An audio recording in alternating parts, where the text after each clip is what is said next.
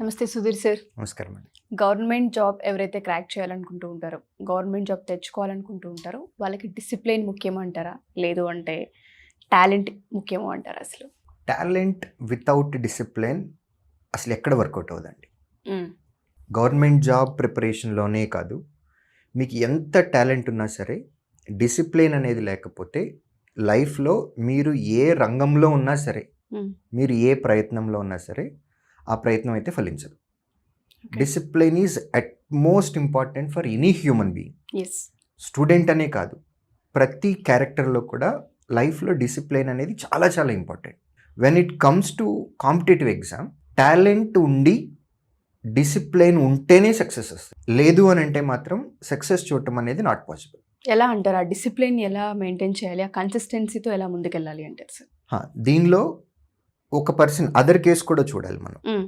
విపరీతమైన డిసిప్లిన్ ఉంది but talent లేదు.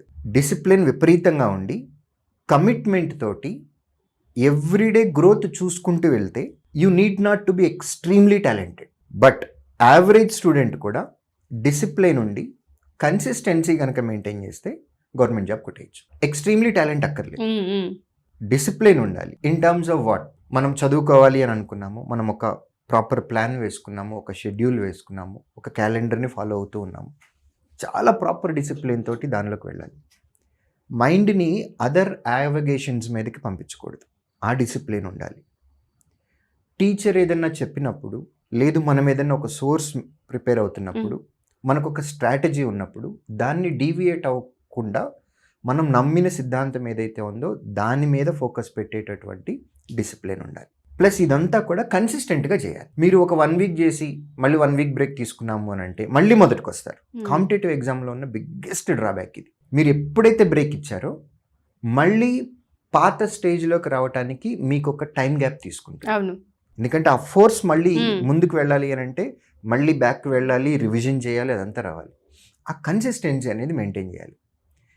ఇదంతా కాంపిటేటివ్ ఎగ్జామ్ అండి, పోటీ ప్రపంచం. మనతో పాటు కొన్ని లక్షల మంది పోటీ పడుతున్నారు. పోటీ ప్రపంచంలో మనకి మొదటి 10,000 మందికి ఉద్యోగాలు వస్తాయి. ఇన్ కేస్ 10,000 నోటిఫికేషన్స్ వస్తాయి, 10,000 వేకెన్సీలు వస్తాయి. 5,000 వేకెన్సీలు వచ్చినాయి అని అనుకున్నాం. ఈ పోటీ పడే అందరిలో మొదటి 5,000 మందిలో మనం ఉండాలి.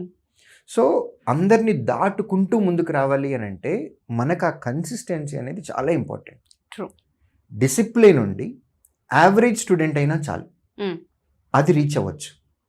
టాలెంట్ ఉన్నారు, ఎక్స్ట్రీమ్లీ టాలెంట్ ఉన్నారు, but without discipline, without consistency 5,000 మంది లేదా 10,000 మందిలో అయితే ఖచ్చితంగా ఉండరు. ఇది మాత్రం గ్యారంటీ. టాలెంట్ ఉన్నా కూడా డిసిప్లిన్ అండ్ కన్సిస్టెన్సీ లేకపోతే మాత్రం, ఎందుకంటే కట్ త్రోట్ కాంపిటీషన్ అండి. 97-98% ఫెయిల్యూర్స్ చూస్తాం ఇక్కడ కాంపిటేటివ్లో. సో మీకు డిసిప్లిన్ లేకుండా, మీకు కన్సిస్టెన్సీ లేకుండా మీరు ఎక్స్ట్రీమ్లీ, మీ ఐక్యూ లెవెల్స్ చాలా బాగుండి ఉండొచ్చు, మీరు ఎక్స్ట్రీమ్లీ టాలెంట్ అయి ఉండొచ్చు, but you will fall under 97-98% only. ఆ 2-3%లోకి రావాలి అని అంటే యావరేజ్ స్టూడెంట్ అయి ఉండి కమిట్మెంట్ ఉండాలి, డిసిప్లిన్ ఉండాలి, కన్సిస్టెన్సీ ఉండాలి. ఇటువంటి స్టూడెంట్స్కి ఏంటంటే ప్రతిరోజు గ్రోతే కనపడుతూ ఉంటుంది, ప్రతిరోజు ఒక స్టెప్ పెరుగుతూనే ఉంటాం. రైట్? మీరు టాలెంట్ ఉన్నారు బట్ కన్సిస్టెన్సీ లేదు, మీరు పెరగటానికి ఎక్కడ ఛాన్స్ ఉంది? అసలు ఆ గ్రోత్ కనిపించదు. ఆ గ్రోత్ రావాలి మనకి. కాంపిటేటివ్ ఎగ్జామ్లో మనం టాప్ 2-3%లో ఉండాలి. అంటే మనకి ఎవ్రీ డే గ్రోత్ అనేది ఉండాలి. ఉంటే అప్పుడే మనం ముందుకు వెళ్తూ ఉంటాం. చాలా మందిని వెనక్కి తోయటానికి మనకి అంటే ఛాన్స్ ఉంటుంది. మనం వెనక్కి తోస్తున్నాము అని అంటే మనం ముందుకు వెళ్తున్నాం అని అర్థం. ఆ ముందుకు వెళ్ళాలి అని అంటే డైలీ గ్రోత్ అనేది కంపల్సరీ. కాబట్టి consistency and discipline are at most important. మీరు చెప్పినట్టుగానే డిసిప్లిన్ అనేది మనం స్కూల్లో ఒకలా చూస్తాం, కాలేజ్లో ఒకలా చూస్తాం, కానీ కాంపిటేటివ్ ఎగ్జామ్స్ అన్నప్పుడు ఆ ప్యాటర్నే వేరు సార్. అసలు ఆ పిక్చరే వేరు. కొన్ని సందర్భాల్లో అయితే 2-3 years అయింది ఫ్యామిలీని చూడకుండా ఉండి మేము అని చాలామంది స్టూడెంట్స్ ఫీడ్బ్యాక్స్లో నేను విన్నాను. డిసిప్లిన్ అంటే ఏంటి? ఈ కాంపిటేటివ్ ఎగ్జామ్స్కి ప్రిపేర్ అయ్యే స్టూడెంట్స్ ఆ డిసిప్లిన్ ఎలా మెయింటైన్ చేయాలి అంటే? స్కూల్లో డిసిప్లిన్ అంటే స్కూల్ డ్రెస్ వేసుకోవటం, షూ వేసుకోవటం, టై కట్టుకోవడం, నీట్గా హెయిర్ కట్ చేసుకోవటం, ఇవన్నీ ఉంటాయండి. కాంపిటేటివ్ ఎగ్జామ్లో వచ్చే డిసిప్లిన్ ఇది కాదు. డైలీ నేను ఈ క్వాంటిటీ చదువుకోవాలి, నేను ఈ చాప్టర్ సిలబస్ చేయాలి అని ఒక ప్లాన్ వేసుకున్నాం, దాన్ని పర్ఫెక్ట్గా ఎగ్జిక్యూట్ చేయాలి, అది డిసిప్లిన్. ఎవ్రీడే క్లాస్కి రావాలి. ఫర్ ఎగ్జాంపుల్ కోర్స్ కంప్లీషన్కి 3.5 to 4 months టైం పడుతుంది. డిసిప్లిన్ ఇన్ ద సెన్స్ ఒక్కరోజు కూడా అబ్సెంట్ అవ్వకూడదు, అది డిసిప్లిన్. ఒకరోజు అబ్సెంట్ అయ్యారు అని అంటే remember you are losing 1 mark. మెయిన్స్లో 200 మార్కులు అండి, కోర్స్ 4 months అని అనుకుందాం, 120 days, రైట్? హాలిడేస్ తీసేసి 100 working days. 100 working daysలో మేము 200 marksని కవర్ చేస్తున్నాము అని అంటే you tell me each day is equal to 2 marks. If you miss 1 day class you are losing 2 marks. So you have to prepare like that. మీ మైండ్ అలా పెట్టుకోవాలి. Discipline అంటే 100కు 100 రోజులు అటెండెన్స్ పడాలి. డిసిప్లిన్ అంటే క్లాస్ రూమ్లోకి వచ్చిన తర్వాత టీచర్ ఏం చెప్తున్నారు అదే అర్థం చేసుకోవడానికి ట్రై చేయాలి. జేబులో నుంచి ఫోన్ తీయకూడదు, మెసేజ్లు వైబ్రేట్ అవుతూ ఉన్నాయి, ఇవి కాదు డిసిప్లిన్ అంటే. ఫోన్ని సైలెంట్లో పెట్టడమో లేదా అసలు స్విచ్ ఆఫ్ చేయటమో, ఇది డిసిప్లిన్. 3 గంటలు క్లాసులో కూర్చుని క్లాస్ వింటున్నామా, మనసా వాచా కర్మణ, మన మనసంతా కూడా టీచర్ చెప్పే కంటెంట్ మీద మాత్రమే ఉండాలి, ఇది డిసిప్లిన్. అది దాటి మీరు ఏదైనా ఆలోచిస్తున్నారు, మైండ్లో ఏమన్నా రన్ అవుతున్నాయి అని అంటే డిసిప్లిన్ లేదని అర్థం. ఎవ్రీడే ఎగ్జామ్ రాయాలి, అది డిసిప్లిన్. ఎవ్రీడే ఎగ్జామ్ రాసిన తర్వాత దాన్ని అనలైజ్ చేసుకొని అందులో మీరు చేసే మిస్టేక్స్ ఏవైతే ఉంటాయో వాటిని ఇంప్రూవ్ చేసుకోవాలి, అది డిసిప్లిన్ అంటే. ఎగ్జామ్ రాస్తున్నాం, ఈ రోజు రాసాము రేపు రాయలేదు, కన్సిస్టెన్సీ లేదు, డిసిప్లిన్ లేనట్టు. కన్సిస్టెన్సీ మెయింటైన్ చేయడం కోసం మనకి డిసిప్లిన్ కావాలి. ఎగ్జామ్ మాత్రమే రాస్తున్నాం, బట్ దాని అయిపోయిన తర్వాత దాని గురించి మనం ఏమీ పట్టించుకోవట్లేదు, డిసిప్లిన్ లేనట్టు. డిసిప్లిన్ ఉండటం అంటే నా దృష్టిలో ఎగ్జామ్ రాయాలి ఎవ్రీడే. రాసిన ఎగ్జామ్లో మనం ఏ తప్పులు చేశామో ఆ తప్పులను చెక్ చేసుకొని మళ్ళీ రెండోసారి చేయకుండా ఉండాలి. నా దృష్టిలో కాంపిటేటివ్ ఎగ్జామ్లో డిసిప్లిన్ అంటే ఇది. ఎవ్రీడే మనం ఏ టైంకి లేవాలి అని అనుకున్నామో ఆ టైంకి లేవటం డిసిప్లిన్. ఎగ్జాక్ట్లీ. మనం ఏ సిలబస్ అయితే చదవాలి అని అనుకున్నామో అది చదివి పడుకోవటం, అది డిసిప్లిన్. ప్రతి నోటిఫికేషన్కి నంబర్ ఆఫ్ వేకెన్సీస్ తోటి సంబంధం లేకుండా అప్లై చేయటం డిసిప్లిన్. అప్లై చేశాము అని అంటే దానికి శ్రద్ధగా చదువుకొని మన 100% ఎఫర్ట్ దానికి పెట్టి చేయటం డిసిప్లిన్.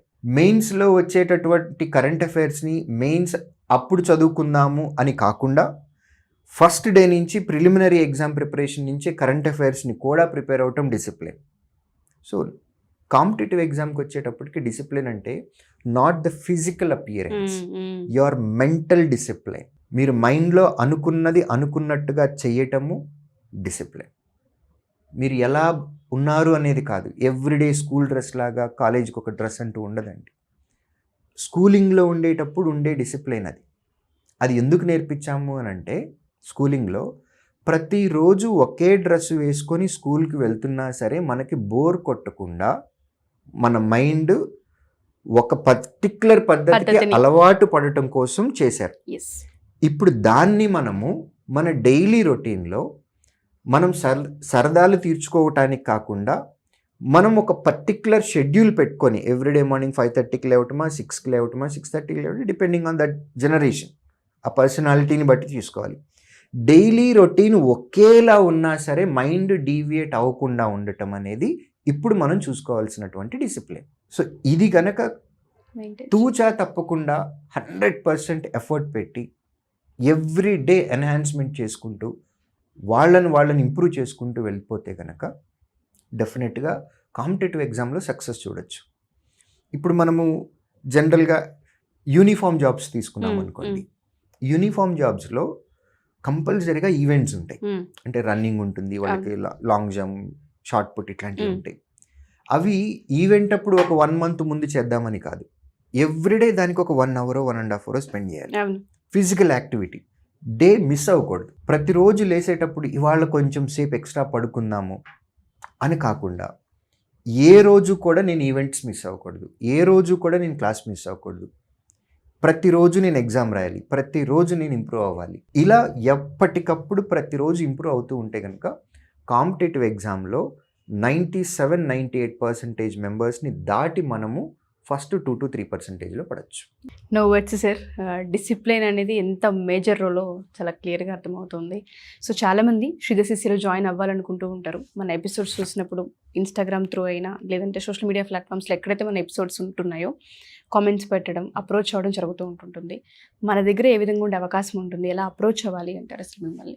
శ్రీధర్ సిసిలో bank, SSC, railway, SI constable coaching ఇస్తామండి. ఏపీ తెలంగాణలో 15 సెంటర్స్ ఉన్నాయి. రీసెంట్గా విజయనగరం కూడా ఓపెన్ చేశాము. ఓకే.